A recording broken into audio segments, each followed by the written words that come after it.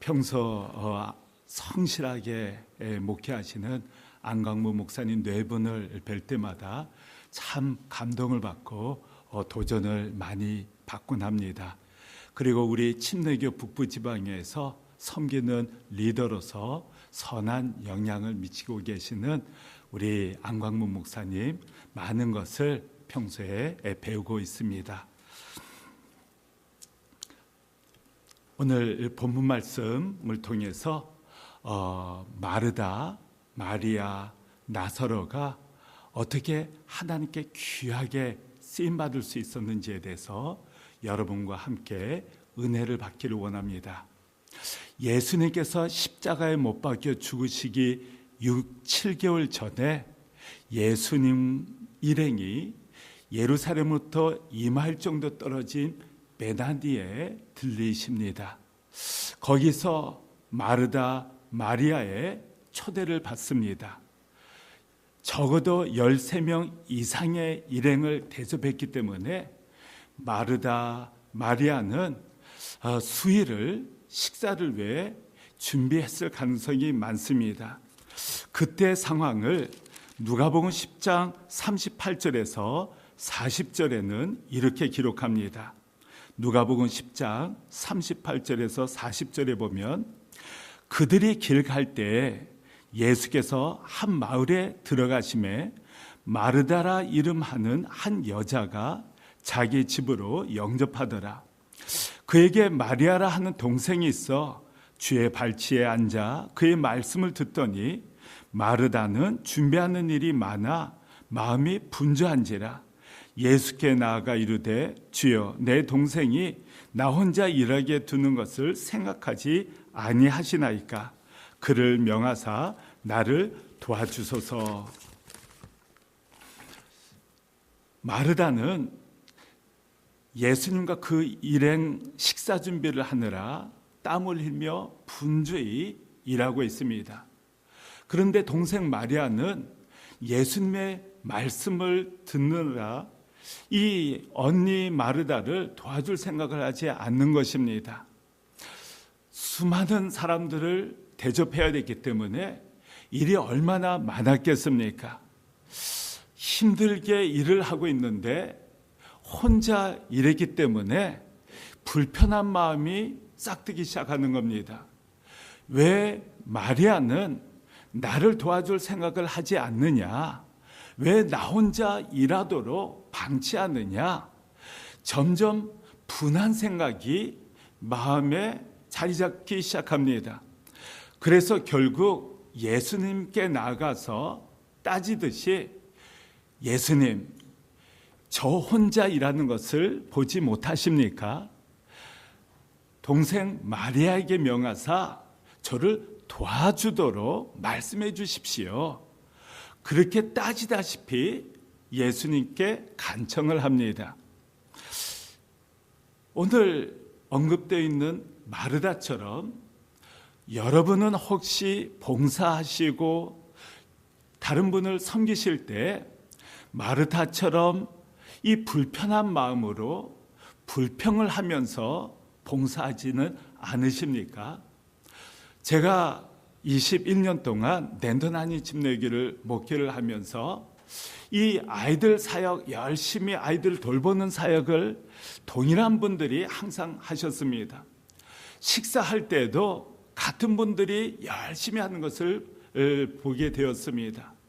청소도 늘 하는 분들만 하고 하지 않는 분들은 가만히 앉아 있는 것을 발견하게 되었습니다. 교회를 위해서 열심히 봉사하지만은 때로는 우리 마음속에 왜 나만 이렇게 봉사해야 되고 아이들을 돌봐야 되고 청소를 해야 되느냐, 식사를 준비해야 되느냐, 그렇게 불편한 마음으로 사역을 할 때가 종종 있습니다. 그리고 마리아를 한번 관찰해 보십시오. 마리아도 언니는 열심히 일을 하는데 예수님 말씀 듣는 것이 너무 좋기 때문에 언니가 고생을 하든 말든 나만 은혜 받으면 괜찮다라는 마음으로 즉 자기중심적이고 이기적인 마음으로 신앙생활을 하는 현대 크리스찬들이 얼마나 많은지 모릅니다. 교회 가서 예배 때 은혜 받고 또 내 자녀들 잘 보살핌을 받고 나만 복 받으면 된다, 나만 행복하면 된다, 이런 유형의 크리스찬들이 의외로 많다는 것입니다. 그리고 누가복음 10장에는 나사로가 등장하지 않습니다. 예수님을 초대했는데도 불구하고 주인인 나사로가 그 자리에 없었다는 것이 사실 말이 되지 않지 않습니까? 일을 하러 나갔는지 친구들과 놀러 나갔는지 모르지만은 예수님의 잔치에 나사로가 있지 않았다는 것입니다. 오늘날에 많은 분들이 꼭 있어야 할 곳에 있지 않을 때가 있습니다. 주일 예배를 꼭 지켜야 되는데 그 자리를 지키지 못하는 성도님들이 계십니다. 목장 모임이나 구역 예배, 그리고 어떤 봉사활동을 할 때 함께 힘을 합쳐서 하나가 되어 사역을 해야 되는데 나 혼자 없어도 함께하지 않아도 괜찮겠지라고 생각하시는 분이 의외로 많다는 것입니다.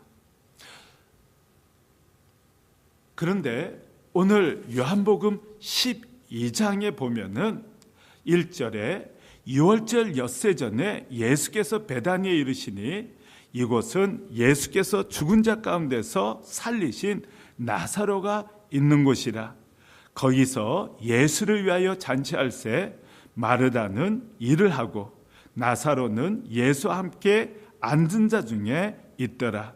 마리아는 지극히 비싼 향유 곧 순전한 나드 한 근을 가져다가 예수의 발에 붓고 자기 머리털로 그의 발을 닦으니 향유 냄새가 집에 가더라라고 기록되어 있습니다. 예수님께서 십자가에 못 박혀 죽으시기 엿새 전에 마르다, 마리아, 나사로가 예수님을 초대해서 잔치를 배설하는 장면을 묘사하고 있습니다. 그런데 많이 달라진 점을 발견할 수 있지 않습니까? 동일하게 마르다는 식사를 준비하고 또 여전히 마리아는 예수님의 말씀을 듣기 위해서 방에 다른 사람들과 같이 앉아 있습니다. 그런데 이 마르다가 혼자 일하지만은 누가복음 10장처럼 예수님께 나아가 왜 저 혼자 일하도록 방치하십니까? 마르다에게 명하여 저를 도우라고 하십시오 라고 요청하지 않고 그저 기쁜 마음으로 감사하는 마음으로 식사를 준비하는 마르다의 모습을 발견할 수 있지 않습니까? 마리아는 어떻습니까? 누가복음 10장에서는 나 혼자 말씀 듣고 은혜 받으면 괜찮다. 말씀만 듣고 은혜 받은 마리아가 오늘 본문 말씀에 보면은 값비싼 향유를 주님께 드리는 것을 봅니다. 그래서 향유 옥합 냄새로 그 방이 가득 찼다라고 성경은 말씀하고 있지 않습니까? 자기의 귀한 전 재산이라고 볼 수 있는 값비싼 향유를 예수님을 위해 기쁨으로 감사함으로 드렸다 하는 것입니다. 그리고 나사로는 어떻습니까? 누가복음 10장에는 나사로가 등장하지 않았지만은 오늘 본문 말씀에 보면은 나사로는 예수와 함께 앉은 자 중에 있더라라고 기록하고 있습니다. 예수님 곁에 그가 있어야 할 자리에 앉아 있었다는 것입니다. 마르다는 봉사하고 마리아는 귀한 향유 옥합을 드렸습니다. 그런데 나사로는 오늘 본문 말씀 9절과 10절, 11절에 이렇게 사역했다라고 쓰임받았다라고 기록되어 있습니다. 9절에 보면 유대인의 큰 무리가 예수께서 여기 계신 줄을 알고 오니 이는 예수만 보기 위함이 아니요 죽은 자 가운데서 살리신 나사로도 보려 함이로라. 대제사장들이 나사로까지 죽이려고 모의하니 나사로 때문에 많은 유대인이 가서 예수를 믿음이로라.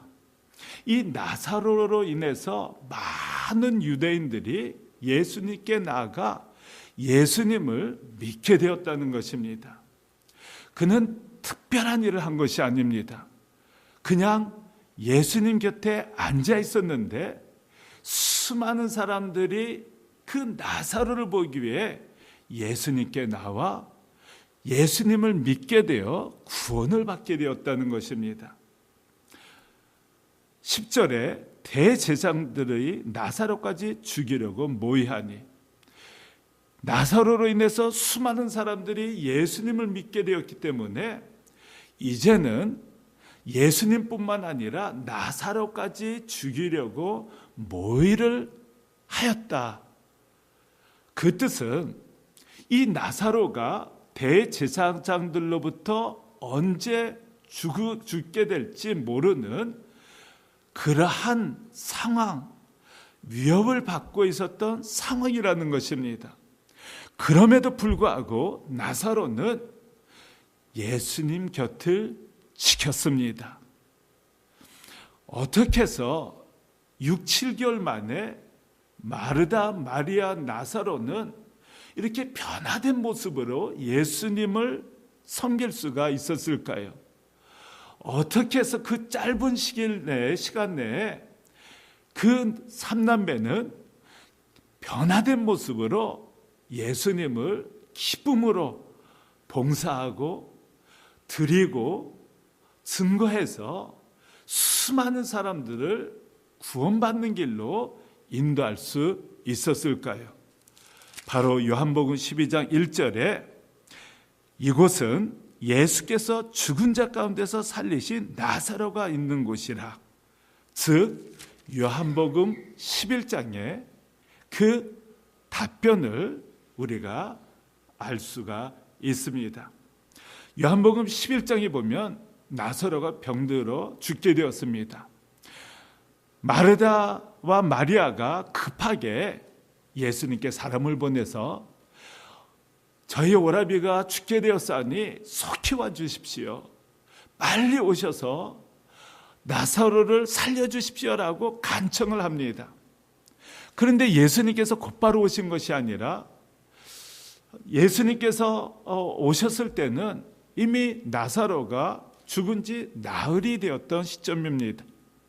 무덤에 묻히고 이제 악취가, 썩은 냄새가 나는 그러한 상황이었습니다. 예수님께서 딱 도착하니까 마르다가 맞이하지 않습니까? 그때 첫 마디가 예수님께서 조금 일찍 오셨더라면은 우리 오라비가 죽지 않았을 텐데 왜 지금 오십니까? 섭섭한 마음을 주님께 아뢰입니다.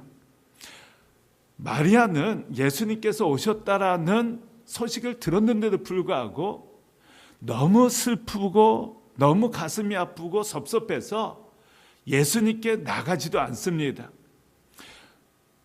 예수님께서 마르다에게 마리아를 불러오라고 말씀하셨기 때문에 마르다의 말을 듣고 그때서야 예수님께 달려나갑니다. 예수님을 뵙자마자 마리아도 주님께서 조금 일찍 오셨더라면은 저희 오라비가 죽지 않았을 텐데 왜 지금 오십니까? 라고 불평하는 투로 섭섭한 감정을 말씀드리지 않습니까? 그때 예수님께서 나사로를 살리시겠다, 부활에 대한 메시지를 전하고 죽었던 나사로를 다시 살리십니다. 그때 마르다와 마리아는 얼마나 감격스럽고 감사했겠습니까? 마리아, 마르다, 나사로의 부모에 관해서 언급이 없고 이 마르다 홀로 식사를 준비한 것을 보면 그들은 아마 고아였을 가능성이 많습니다. 그때 당시 거의 10대 때에 장가가고 시집을 갔었기 때문에 결혼하지 않은 것을 보면 아마 고아였고 나이가 10대였을 가능성이 많습니다. 그렇기 때문에 마르다와 마리아는 오라비 나사로만 의지하며 살았을 것입니다. 그런데 그 오라비가 죽었기 때문에 얼마나 절망스럽고 슬픔에 잠겼겠습니까? 그리고 앞으로 어떻게 살아가야 될지 앞이 캄캄했을 것입니다. 그랬던 상황에서 흑칠흑 같은 어두운 터널을 통하고 있었던 그들에게 오라비가 다시 살아난 놀라운 은혜의 역사가 일어난 겁니다. 예수님께서 그들을 버리지 아니하시고 눈물을 흘리시며 나사로를 다시 살리신 예수님의 그 변함없는 신실하신 사랑을, 은혜를, 긍휼을 체험하게 된 것입니다. 예수님이 바로 하나님의 아들 메시아이심을 다시 한번 확인하고 그들의 마음에 각인되는 역사가 일어납니다. 그들은 부활에 대해서 알고는 있었지만은 예수 그리스도를 통해서 부활에 대한 소망을 확실하게 품고 살아가게 되었습니다. 예수 그리스도의 부활 사건을 통해서 놀라운 변화, 감격의 역사가 일어났던 것입니다. 여러분과 저도 마찬가지입니다. 나 중심적인 신앙생활, 내 만족, 내 복, 내 행복을 위해서 교회에서 봉사하고 형제자매를 섬기고 또 하나님의 사역을 하다 보면 내가 인정받지 못하고 다른 사람들이 나를 칭찬하지 아니하고 또 담임 목사님이나 또 집사님들이 내가 잘한다고 또 이렇게 높이 세워주지 않으면은, 그리고 나 혼자만 봉사하고 힘겹게 사역한다라는 생각이 들 때는 감사와 기쁨보다는 불평하고 마르다처럼 다른 사람을 판단할 수가 있습니다. 심지어 믿음 있는 사람이 저렇게 신앙생활하면 되나라고 정죄할 수도 있는 것입니다. 하나님께서 기뻐하시는 모습으로 정말 주님을 위해서 봉사해야 되는데 내가 그리스도의 십자가의 사랑과 은혜를 깊이 체험하지 못하고 내가 죽을 수밖에 없던 영원한 지옥에서 구원받은 은혜 받은 사람이다, 하나님의 아들이 나를 위해서 죽으신 십자가의 감격을 체험하지 못한 상태여서는 율법주의적인 신앙생활을 할 수가 있습니다. 은혜와 감사, 기쁨으로 신앙생활을 하는 것이 아니라 종교적인 율법주의적인 신앙생활을 할 수가 있다는 것입니다. 그래서 저는 여러분들에게 봉사하시기 전에 먼저 그리스도의 십자가의 은혜를 깊이 체험해서 내가 하나님의 은혜, 내가 정말 허물 많고 죄 많고 형편없이 살아가던 정말 하나님 앞에 보잘것없던 그런 사람이었는데 나 같은 자를 주님께서 불러주시고 구원시켜 주시고 용서해 주시고 한두 번이 아니라 끊임없이 세컨 찬스를 주셔서 내가 주님을 위해 살아가고 사역하고 봉사할 수 있다는 것이 정말로 내 의가 아니라 내 노력이 아니라 내 열심이 아니라 정말 하나님의 은혜다라는 것을 깊이 깨닫고 알게 되면은 다른 사람이 보이지 않습니다. 나를 위해 죽으시고 변함없이 사랑해 주시는 그 주님만 보이게 되는 겁니다. 그때 비로소 율법주의적인 신앙생활이 아니라 감사와 은혜와 감격과 기쁨, 정말 힘들어도 감사하고 다른 사람이 어떻게 평가하든 주님을 위해서 봉사하게 되는 것입니다. 요한복음 12장과 누가복음 10장 차이가 어디에 있습니까? 12장 2절에는 거기서 예수를 위하여 잔치할세라고 기록이 되어 있습니다. 누가복음에는 예수를 위하여 잔치했다는 말이 없습니다. 그런데 요한복음 12장에는 나사로와 마르다와 마리아가 예수를 위해서 잔치를 배설한 겁니다. 우리가 주님을 위해서 봉사하고 예배를 드리고 섬기고 사역하고 청소하고 한다면은 마르다처럼 그저 주님을 위해 식사를 준비할 수 있는 것 자체가 감격이 감사합니다. 만약 예수님께서 여러분 가정을 방문하신다. 그래서 여러분들이 식사를 준비하는데 투덜거리면서 아니 예수님이 하필이면 왜 우리 집에 오신다고 그러시나? 왜 내가 시간을 들여 물질을 들여 이렇게 식사를 준비해야 되나? 그렇게 불평하면서 예수님을 대접할 분 계시겠습니까? 감격스러울 겁니다. 감사할 것입니다. 예수님이 우리 집을 방문하셔서 내가 함께 식사를 나눌 수 있다는 것이 영광이요, 축복이요, 감격이지 않습니까? 그런데 예수님께서는 교회가 주님의 몸이라고 말씀하십니다. 우리 형제자매를 섬기는 것은 주님의 몸된 교회 지체를 섬기는 것이고, 교회를 위해서 사역하는 것은, 희생하는 것은, 봉사하는 것은 주님의 몸된 교회를 위해서 봉사하고 희생하고 드리고 사역하는 것이기 때문에 주님을 섬기는 것이라고 말씀하지 않습니까? 한두 거질이 아닙니다. 형제 자매를 사랑하는 것이 주님을 사랑하는 것이고, 교회를 섬기는 것이 주님을 섬기는 것이라 마태복음 25장 마지막 심판 때 주님께서 평가하시는 기준이 이 작은 형제를 섬기는 것이, 그 형제가 목말랐을 때 마실 것을 주었고, 굶주렸을 때 먹을 것을 주었고, 헐벗었을 때 입을 것을 주었고, 병들었을 때 찾아가 위로하였고, 또 옥에 갇혔을 때 또 갇힌 그를 찾아간 것이 바로 주님께 한 것이다 라고 말씀하시지 않습니까? 우리 예수님을 믿는 한 분 한 분 마음속에 예수님이 살아계십니다. 성령 하나님이 같이 하십니다. 그분을 섬기는 것이 주님을 섬기는 것입니다. 왜 안에 내주하고 계시기 때문에. 또한 여러분의 자녀들이 아프고 힘들 때 어떤 분이 도와주었다고 한번 가정해 봅시다. 여러분의 자녀가 이런 일이 있으면 안 되겠지만 교통사고로 쓰러졌는데 어떤 분이 그를 안고 병원에 데려다가 치료를 받아 살아났다고, 살게 되었다고 한번 상상해 봅시다. 여러분들은 그분에게 얼마나 감사하겠습니까?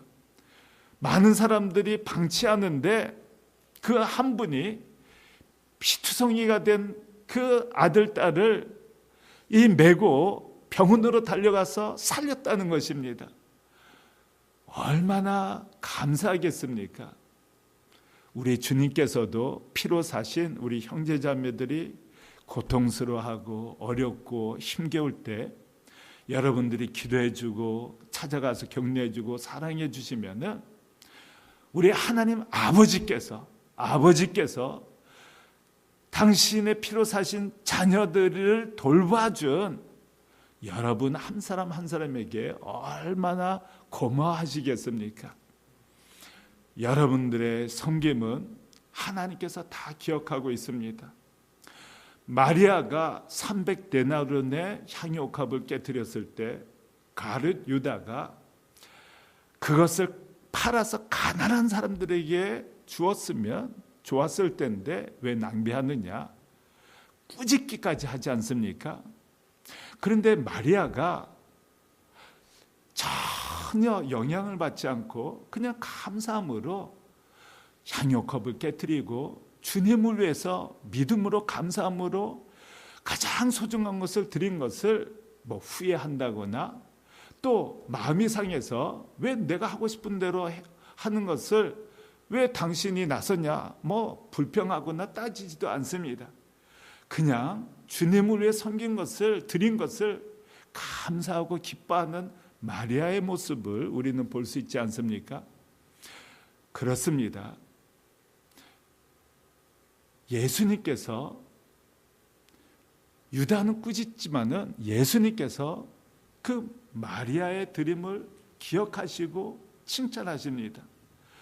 그리고 이 향유옥합은 나의 장례를 위해서 준비한 것이다 라고 말씀을 하십니다. 아무도 요셉, 니고데모가 이제 장례를 치렀지만은 제자들이 다 도망갔는데 이 마리아의 그 향유는 주님의 장례를 준비한 것이다 라고 말씀하고 있는 것입니다. 그리고 이 마리아의 드림은 복음이 전파되는 곳에 같이 전하게 될 것이다 라고 말씀하셨는데 2000년이 지난 오늘날에도 마리아의 드림이 여러분들에게 도전이 되고 감동을 주고 있지 않습니까? 다른 사람들이 여러분의 그 봉사와 드림과 전도를 기억하지 않고 인정하지 않고 또 칭찬하지 않을 수도 있습니다. 그러나 주님께서는 기억하신다는 것입니다. 마리아의 헌신을 주님께서는 칭찬하시고 지금까지 기억되고 있지 않습니까? 하늘나라에서 하나님 보좌 앞에서 언제 우리들이 예수님을 섬겼습니까? 이 작은 아이를 섬긴 것이 나를 섬긴 것이다 라고 주님 말씀하셨듯이 하늘나라에서 주님은 다 기억하시겠다라고 말씀하고 계시는 것입니다. 여러분의 생명책에 여러분의 그 선한 봉사와 드림과 전도를 주님께서는 다 기록하실 것이고 기억하실 것입니다. 사람에 의해서, 사람의 시선에 의해서 좌지우지되는 그런 신앙이 아니라 오직 주님을 바라보고 의지하면서 주님을 위한 봉사와 헌신이 될 때 그것이 참 봉사가 되는 것이고 또 감사와 기쁨으로 봉사하게 되는 것입니다. 나사로로 인해서 수많은 사람들이 예수님을 믿고 구원받게 되지 않습니까? 나사로가 특별한 사람이었습니까? 지식이 많은 사람이었습니까? 세상적으로 학위가 있고 또 가문과 명성이 있었던 사람입니까? 탁월하게 훈련받았던 사람입니까? 그렇지 않습니다. 평범했던 사람입니다. 그러나 그가 병들어 죽었는데 주님의 은혜로 다시 살아난 그 간증이 있습니다. 그가 병들었던 것이 불행이었지만은 예수님께서 고쳐주심으로 말미암아 다시 살리시는 은혜를 체험함으로 말미암아 그것을 통해서 수많은 사람들이 예수님께 나와 나사로를 만나 믿고 구원을 받게 되었다는 것입니다. 그렇기 때문에 우리는 범사에 감사해야 됩니다. 여러분이 살아가고 사역하는 목적이 누구 때문이고 무엇 때문이십니까? 여러분이 행복하고 복받고 하는 것도 감사한 일이지만은 하나님께 쓰임받는 것이 가장 큰 복이지 않습니까? 주님을 위해서 쓰임받는 것이 가장 큰 영광이지 않습니까? 여러분을 통해 어떤 사람이 구원받게 된다면은 어떤 사람이 정말 희망 없이 좌절 가운데 무너져 내렸는데 여러분들 통해 용기를 얻고 다시 믿음으로 살아가게 된다면은 그것이 여러분들에게 있어서 가장 아름다운 열매요 하나님께 칭찬 들을 수 있는 하늘나라에서 이 사람이 바로 제가 섬겼던 멸류관입니다라고 주님께 칭찬할 수 있는 근거가 어떤 사역의 열매지 않습니까?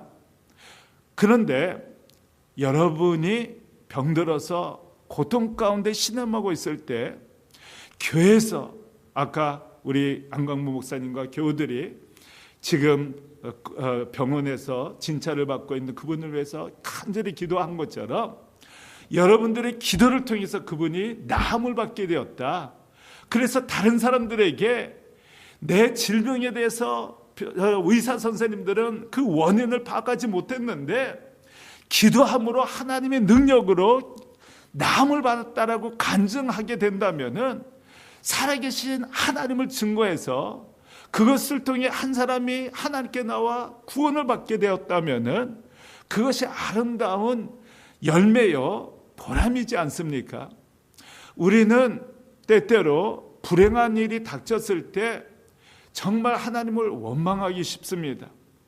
그런데 비즈니스가 안 돼서 경제적으로 어려운데도 불구하고 또 어떤 일로 인해서 다른 사람 보기에는 불행하겠다, 슬퍼해야지 하는데도 불구하고 여전히 변함없이 하나님께 감사하면서 기쁨으로 힘있게 살아가는 모습을 믿지 않는 사람들에게 보일 때 왜 저 사람은 저렇게 불행한 일이 닥쳤는데 경제적으로 그렇게 어려운데도 불구하고 저렇게 감사할 수가 있고 기뻐할 수 있고 여전히 예수님을 전할 수가 있느냐, 그가 믿는 하나님이 어떤 분이시길래 저렇게 저런 상황에서도 감사할 수가 있고 기쁨으로 예수님을 믿으라고 할 수 있느냐. 그래서 한 사람이 그러한 처지에 있어서 나도 힘들지만은 저분이 믿는 하나님을 나도 믿고 나도 저렇게 살고 싶다 해서 도전을 받고 주님께 나오게 되어 주님을 만나게 된다면은 그 좌절이, 그 고통이 오히려 하나님 앞에서 값진 보화 같은 그러한 기회가 되지 않습니까? 우리에게 일어난 불행한 일, 그것을 믿음의 시각으로 바라보고 오히려 주님을 의지하고 주님을 바라보고 주님을 신뢰하면서 정말 주님의 도움을 구해 하나님의 역사가 일어난다면은 나사로처럼 그 약함이, 그 불행이 다른 사람들에게 복음을 전할 수 있는 축복의 통로가 될 수 있다는 것을 나사로를 통해서 우리는 깨닫게 되지 않습니까? 우리가 약할 때 주님께서 함께 하시는 그 강함으로 하나님의 살아계심이 드러나게 된다는 것입니다. 이 세상에서 출세하고 돈 많고 정말 뭔가 풍성하고 모든 것이 형통하고 성공적이고 그런 분이 또 예수님을 전하고 간증하는 것도 역사가 일어나겠지만은 오히려 아프고 힘든 분들에게는 그런 분들은 성공적인 삶을 살기 때문에 그렇겠지라고 생각하고 나와 같은 처지에 있는 이 아픔을 그 사람들이 이해하고 같이 나눌 수 있을까, 위로해 줄 수 있을까, 그런 생각이 들 수가 있습니다.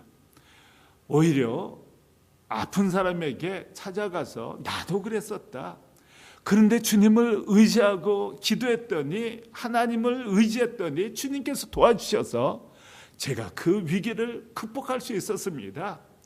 당신도 저처럼 이 위기를, 아픔을 주님 믿고 의지하면서 한번 극복해 주십시오. 한번 주님께 같이 나가서 이겨나갑시다. 그때 그 아픈 분에게 힘이 되고 위로가 되고 또 소망을 줄 수 있다는 것입니다.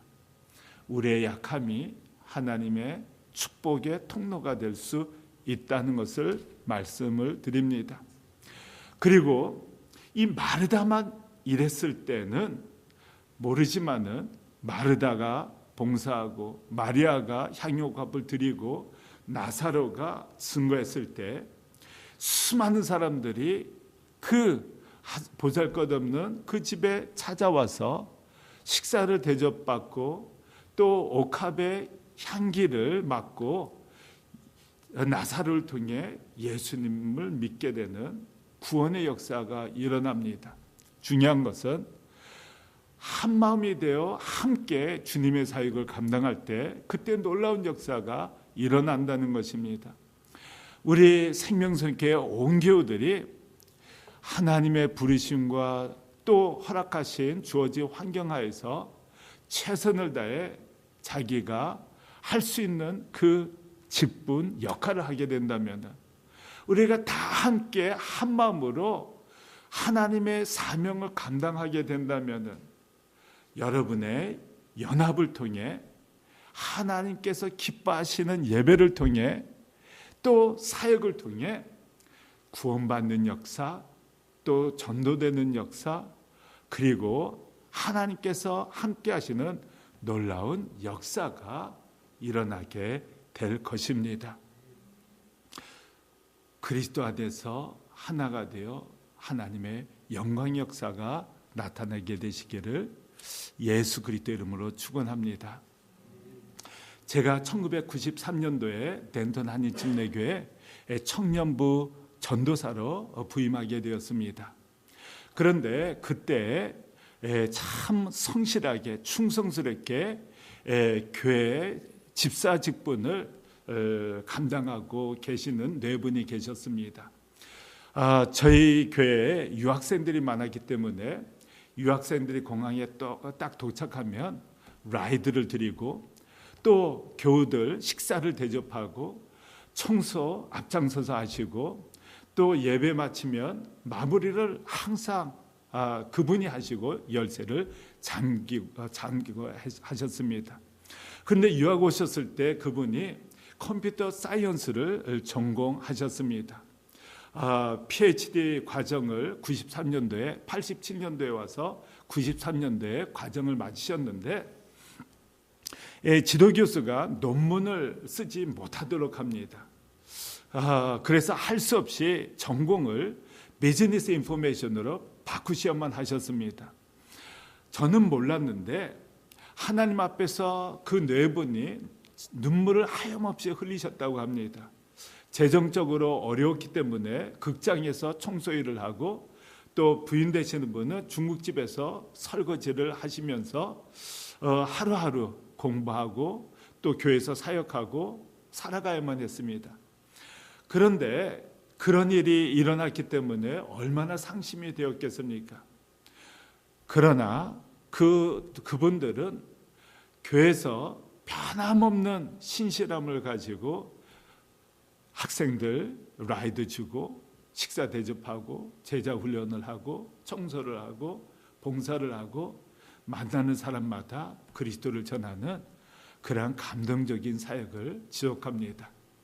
그리고 1997년 IMF 때 PhD를 받으셨는데 그때 새로 교수를 채용하는 그러한 대학이 많지 않았다고 합니다.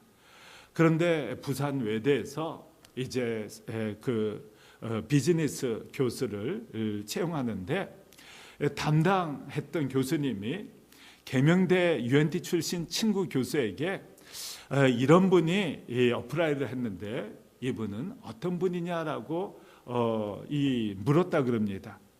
그런데 계명대 UNT 출신 교수님이 그분은 정말 훌륭한 분이다. 꼭 채용해야 된다라고 추천을 하셨다 그럽니다.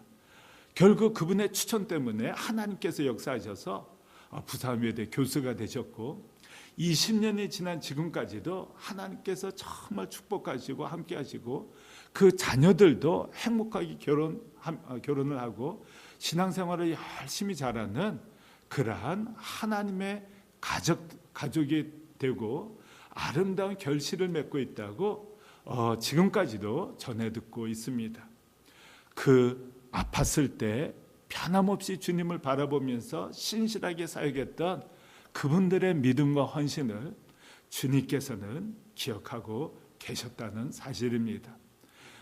여러분들이 힘들고 어려울 때, 고통스러울 때 주님께 원망하지 아니하고 변함없이 주님 의지하면서 주님의 신실한 말씀 약속 붙들고 하나님께 헌신하시게 된다면은 마르다처럼 봉사하시고 마리아처럼 드리시고 또 나사로처럼 승인의 삶을 살게 되신다면은 여러분과 여러분의 인생을 하나님께서 책임져 주실 것입니다.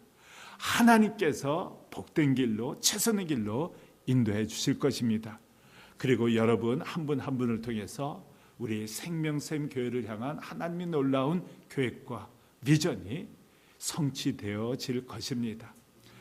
하나님께서 생명샘 온 교우들을 축복하시고 함께 하셔서 주님 앞에 서시는 그 보좌 앞에 서시는 그날 칭찬 들으시는 고맙다 정말 고맙다라고 칭찬 들으시는 여러분과 저가 되시기를 우리 주 예수 그리스도 이름으로 간절히 축원합니다.